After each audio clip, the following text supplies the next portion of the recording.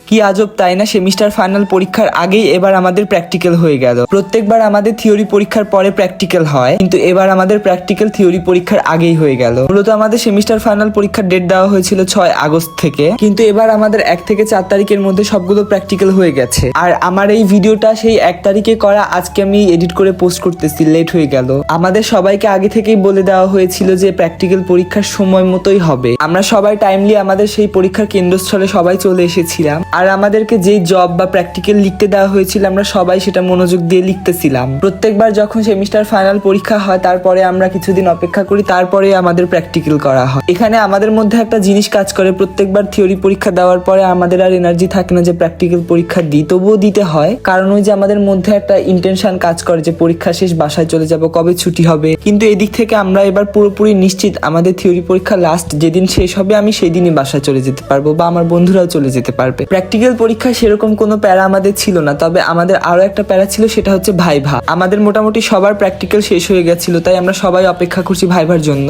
আমাদের কম বেশি সবার প্র্যাকটিক্যাল জব বা ভাইভা হয়ে গেছিল, শুধু আমার বাকি ছিল, এই জন্য আমি সবার শেষে দিয়েছি। তো আজকের ভিডিওটা এই পর্যন্ত। এই ভিডিওটি ভালো লাগলে অবশ্যই লাইক শেয়ার কমেন্ট করবেন।